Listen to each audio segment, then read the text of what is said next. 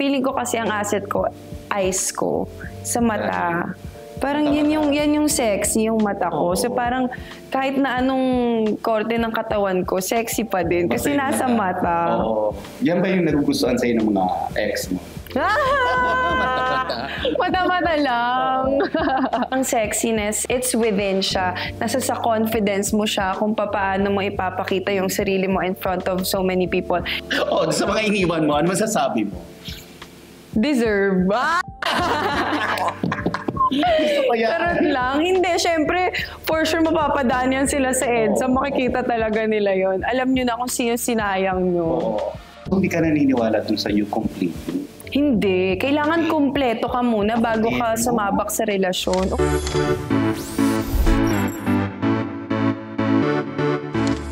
Kamustahin ko lang yung taping mo sa Sangre.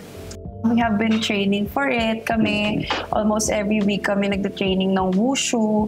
Pero sa ngayon, sinabihan ka pa lang sa mundo ng taong nagsa-start mag-taping. Pero dugot pawis yan, no? Yes. Grabing preparation. Alam niyo pong, lalo na ngayon, palapit ng palapit. Kung gaano ka-focus noon, mas focus talaga ngayon. But at the same time, nararamdaman ko na mas gumagaan. Kumbaga, kasi moving forward lang palagi, and also mas nakikilala ko yung mga co-stars ko, and mas nagkakaroon ako ng kumpiyansa and trust sa isa't isa. So parang, kumbaga, mas dumadali siya kahit pa paano. Grabe yung, ano bang? Wushu. We have been training wushu. Pero ako personally, nagtitrain ako ng Arnis training.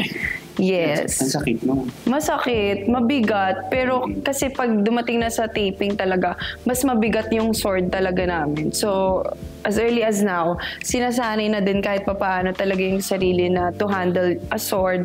And also, yung ano talaga, pag-gym, talagang everyday. Kung kaya mo talagang everyday mag-gym everyday para, kumbaga, yung stamina ko, pati yung ma-strengthen ko yung body ko. What keeps you going? Kasi syempre, mahirap nga sabi mo yung training. Although hindi pa kayo nagtitaping ngayon, ano? What keeps you, kumbaga, yung gives you that inspiration every day? Siguro kasi, wala nga. Hindi, aside from looking forward sa project na magsimula na mag-taping ang Sangre, siguro kasi yung pagtitraining naman namin, it doesn't just help me with work eh. It also allows me to see myself or to prove myself of how strong I am talaga physically. Kasi I have always been active noon pa lang naman. Pero yun nga, dahil may work, nagkakaroon talaga ng time na hindi ka makakapaglaan ng time for training. Pero ngayon, na-happy ako kasi aside from it keeps me going, yung endorphins ko, syempre, nare-release, and also, mas maganda din, di ba? Dahil alam naman natin na ang body na meron tayo, or especially those who really work out, yun naman ay nakukuha natin, or yung ang body natin ay product ng ating paghihirap, ng ating hard work. Ano yung pinaka-sexy? Siguro the fittest. Oo. Kung sexy, iba-iba kasi tayo ng ano eh. Hindi naman kasi ako naniniwala na maliit ka, sexy ka eh. Parang yung pinaka-fit mo, yun yung pinaka-sexy mo. Pero even when I was a little bit bigger, parang iba din yung sexiness na na-feel ko noon eh. Kasi very healthy nga, very voluptuous. Pero parang ang sexiness, it's within siya. Nasa sa confidence mo siya kung paano mo ipapakita yung sarili mo in front of so many people. And also, feeling ko kasi ang asset ko, eyes ko, sa mata. Parang yan yung sexy, yung mata ko. So parang kahit na anong korte ng katawan ko, sexy pa din. Kasi nasa mata. Oo. Yan ba yung nagugustuhan sa'yo ng mga ex mo? Mata-mata lang. Teka muna, may nakuha akong tanong sa online minsan eh. Pag na-guest talk kita, tanong kita, do you feel comfortable that you're being compared or may nagsasabi na kamukha mo si Pia Wurtzbach? Oo naman. I mean, syempre ako, ayokong magyabang, di ba? Ayoko naman sabihin na, oo nga, kamukha ko nga siya. Thank you, Lord, di ba? Pia Moral. Maganda din yun. Hindi, pero ano siya talaga, she has been a source of inspiration to me since she joined pageantry before. Kasi nga yung perseverance niya, how hardworking she is, at saka until now, di ba, nakikita nyo naman, working pa rin talaga siya kahit na happy na yung family. Meron na siyang sarili niyang pamilya. At saka, idol ko siya kasi successful siya sa career niya. She took her time na magkaroon ng relationship. Tapos yung partner na meron siya ngayon, diba? Parang perfect match silang dalawa. So gusto ko parang ganun. Diba? Tsaka successful. Ano masasabi mo doon tungkol doon sa mga nagpapa-audition? Yes, totoo po yan. We have been seeing a lot of posts on social media ng mga nagsascam tungkol sa pag-audition sa Encantadia Chronicles Sangre. Ang gusto lang po namin magbigay ng awareness, syempre sa mga gustong sumubok na sa ngayon po hindi po nagpapa-audition na ang Encantadia Chronicles Sangre dahil tapos na po ang auditioning namin for this show. So kung may nakikita man po kayo ng mga posts, wala po yun. Scam po yun. Niloloko po kayo nila. Huwag natin patuloy. Yes, huwag kayong maniniwala. Tsaka huwag naman sana nilang gamitin sa masamang intensyon, di ba? Yung tsaka pangalan siguro ng nakikita ko lang din yung excitement kasi ng mga tao, di ba? Nananabik talaga sila na mapabilang sa sangre. Pero dumaan po talaga kami sa prosesong lahat and medyo matagal-tagal na din po bago nabuo yung cast ng Sangre. At kumpleto na ang cast ng Yes Sangre. po, kumpleto na. So wala nang audition. Wala nang audition. Pero mali mo, baka merong mga idadagdag. Ay, alam ko may mga idadagdag yun na. Kasi kung magpapa-audition, sasabihin sa official social media ng Yes, opo. Nakita ko yung billboard mo. Yung billboard yung 10. Grabe, sexy. Sexy, daring. Kumbaga, First time. First time ko mag-shoot ng sexy with a group of people. Yung ako lang, individual, medyo nagagawa ko naman. Ay, hindi, kaming dalawa ni Lizelle. Nagkaroon na kami ng shoot together na medyo sexy. Pero kasi si Lizelle, matagal ko na yan siyang kilala. Alam mo, 15 pa lang ako. Magkaibigan na kami ni Lizelle. So, kumbaga, kahit na anong itsura namin, kaya naming dalawa. Teka, sino pinaka-sexy? Kung, alam mo, tinignan mo yung yung billboard. Faith na Hindi,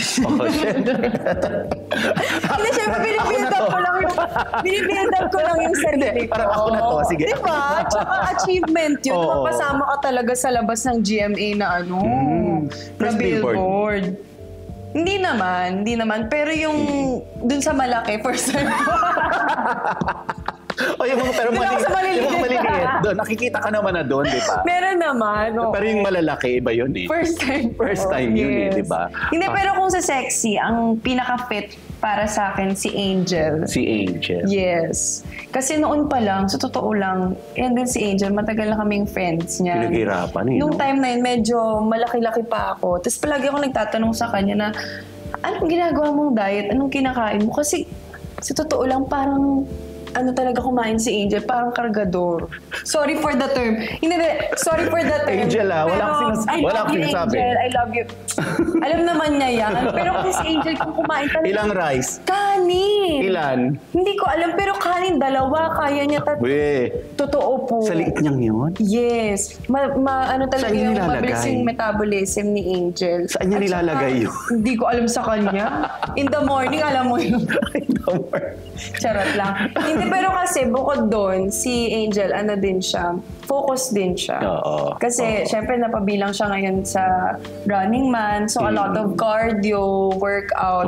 At saka si Angel, pag sinabing training talaga siya. Puhunan talaga. Yes. Kaya bilib na bilib ako dyan kay Angel. Teka muna, seeing that billboard, ano masasabi mo doon sa mga, yung mga anong iwan sa'yo?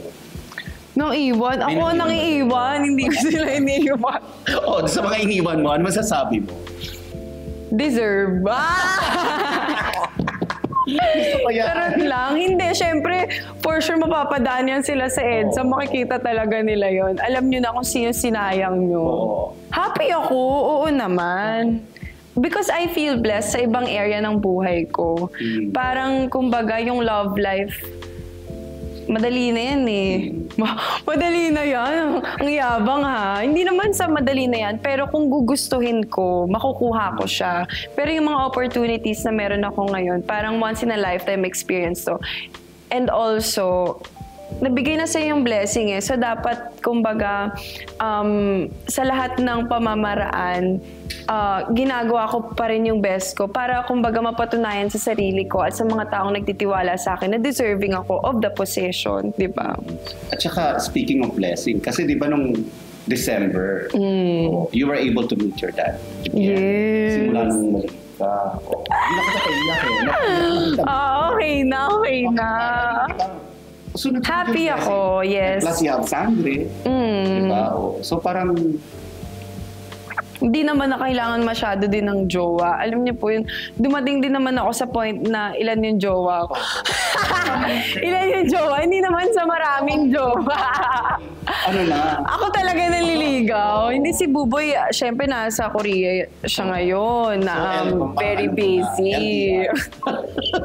Ginawa mo lang relasyon naman kami. Hindi kami ni Buboy. Alam mo, happy ako palagi pag nakikita ko siya. Happy ako sa success niya din. Di ba? Isa din yan si Buboy na talagang umaarangkada din. Tuloy-tuloy din ang work. Pero kasi kuya, masipag talaga siya. And also, masarap siya kasama because lahat ng mga tao sa paligid niya, good vibes lang siya. Pero wait, syempre, di ba natanong naman na kita kanina, ano ba yung hinahanap mo sa isang guy? Bukod sa mata. Hinahanap ko. Hindi ako naghahanap eh. Sa ngayon, hindi ako Siyempre, naghahanap. Kung may time ka na, may someone stable. Hindi lang Hindi gumagalaw. Hindi naman. Yung siguro, alam naman na ng mga tao na gusto ko mas mature na, di ba, naka-partner. And also, gusto ko yung smart. Kailangan may natututunan ako and sana magkaiba kami ng field para magkaiba kami ng pinag-uusapan. Sana ginagastusan ka. Ayun na nga yun. Hindi ko na nga lang binanggit, pero alam mo na. Kaya nga... Ganda-ganda mo, tapos ikaw mag-gastos. Tapos na ako doon. Okay na. Wala na. Wag na. Naku po, wag na. Naku.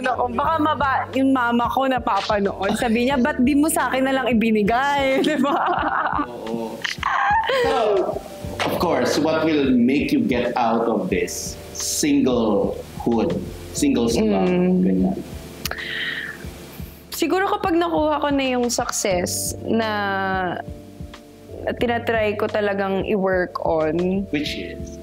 Success. Yung inner peace, hindi lang kasi siya sa sa career eh. Kumbaga, kailangan na make sure ko na yung mga traumas ko from my past relationships na ayos ko na by the time na meron akong na-meet na tao na talagang mukhang okay na, parehas kaming buo. Hindi may part sa akin na nag-aalindangan ako. So, hindi ka naniniwala dun sa you completely? Hindi. Kailangan kumpleto ka muna bago ka sumabak sa relasyon. Oo. Bakit? Ba't di ka naniniwala? Would you complete me? Paano kung mawala yung part ng life? Ayun na nga. Mag-ano ka na naman. Start from day one ka na naman. Tsaka ka na naman. Totoo. Diba? Hindi, pero ako, karamihan ng mga glow up ko sa buhay after ng breakup. Diba? Ako ganyan, parang minsan, sige nga, saktan nyo nga ulit ako para paganda ako ng paganda. Ganun. Maganda ka ngayon. So, galing ka. Ay, hindi. Hintayin mo pag ako nasaktan. Baka naman. Wala nga. Teka muna, before I let you go, siyempre, parang ano yan. By turning the tables around, ako naman tatanong. Baka may tanong ka sa akin. Magkano? Mura lang! Charot lang, hindi. Kamusta naman ikaw? Kamusta naman ang puso mo? Ayos naman. Bakit ang kimi ng sagot? Parang... showbiz mo naman. Maayos. I mean, we just celebrated our 6 years of marriage. Yay! Anong ginawa niyo nung Valentine's? Nanghingi ako ng pera sa kanya. Prangkala, pag matagal na kayo magkasama, di ba? Uy, pambayad natin. Ganito, pambayad natin. Bongga yun. At least may katulong ka, di ba? That keeps me, that makes me happy. Kasi, I wouldn't say equal, pero at least meron kong katuwang. Masarap nga din, may katuwang. Yung parang minsan pag may sakit ka, gusto mo nagpapababy ka, yung aalagaan ka. Kahit wala ka sakit, hindi nagpapababy ka. Oo. Kunyari masakit ulo mo, di ba? Galing work, pagod na pagod, ganyan. Parang gusto ko lang na, Aray! yakapin mo naman ako. Wala, unan lang ang niyayakap ko. Sa una na lang. Aso, ganun, wala. May aso naman ako, pero iba yung yakap. Hindi ka na. Hindi ako ganun siya eh. Pero sana, sana maayos sa 2025. Hindi ko naman sinasarado, syempre, yung puso ko. Open naman ako sa mga magpapakilig, sa mga pwedeng mag-send ng GCash, at saka sa mga... Hindi. Senda na lang din kita.